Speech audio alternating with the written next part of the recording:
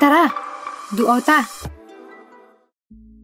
Pabukid na pod, sa ulan-ulan nga panahon.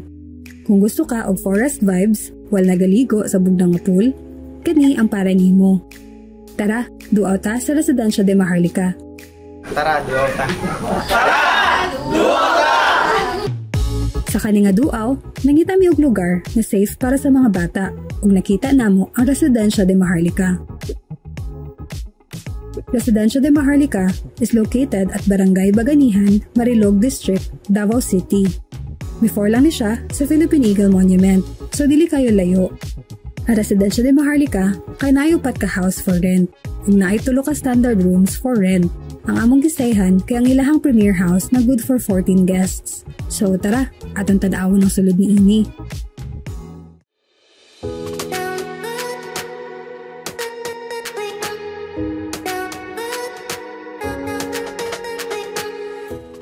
Ang rate ani nga house kay 7,500 pesos for Mondays to Thursdays, 12,000 pesos for Fridays to Sundays and holidays. Ang isa ka room kay naay duha ka beds, that is good for 4 guests. And ang isa ka room kay naay 3 beds, that is good for 6 guests.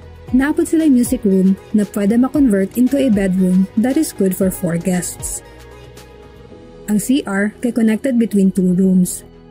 Nakaseparate ang ilahang shower room ug ang ilahang toilet with bidet. Naa siya'y dako nga balcony, kung asa pwede mo magtambay ug magkaon. Naa sila'y bonfire area with one-time setup for free. In case mahurot na ang kahoy, pwede ra mo palit sa caretaker ug magpa-set up for 100 pesos. Naa sila'y grilling area ug kitchen area.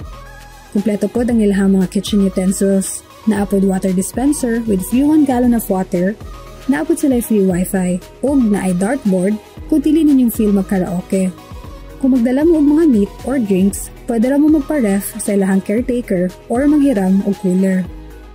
Syempre, dili nato kalimtan ang ilahang pool located sa pinakababa sa resort. So kung plano ninyo maligo sa ilahang pool, andamon jud ninyo ang inyong mga bagtak pasaka. Ang ilahang pool kay 4.5 feet for adults and 3 feet for kids. Hasta jung tugnawa. 10 AM na gani mi nangaligo pero bugnaw jud gihapon kay ang tubig. Kung dili po ninyo feel maligo, pwede ra pud magmuni-muni sa ilahang bench ug i-appreciate ang beauty sa nature.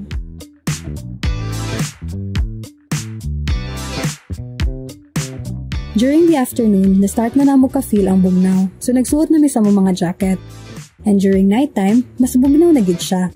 So maramig na sa K-drama, kaya nagbuga-buga na og aso ang among mga baba. Ang kabugnaw niya, nag-continue hangtod early morning. For more information, check their official Facebook page nga naa sa mong description below.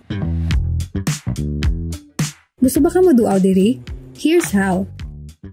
From Kalinan, subayan lang ang dalan padulong Bukidnon, Davao Road. Once maagihan na ninyo ang Marahan Vegetable Market, 10 kilometers gikan diha, makita na ninyo ang signage na RDM sa right side. 1-minute drive gikan sa signage, makaabot na mo sa Residencia de Maharlika. Naay signal ang area, ug cemented ang road.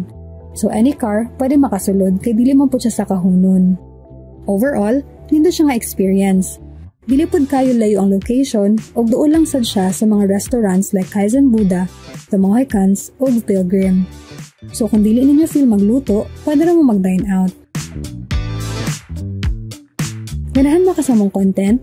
Ayaw kalimot og like and subscribe and hit the notification bell para updated mo sa mga future duaw. I-follow pod me sa mga social media accounts para sa photos and announcements. Kung naa kay mga pangutana, feel free to comment sa among video para amo matubag. Shoutout po di ay kay Lula Guapa Vlog. Naghasalamat sa pagtanaw sa mga videos ug sa pag-subscribe. Maulang to, kita-kits sa sunod na pagduaw.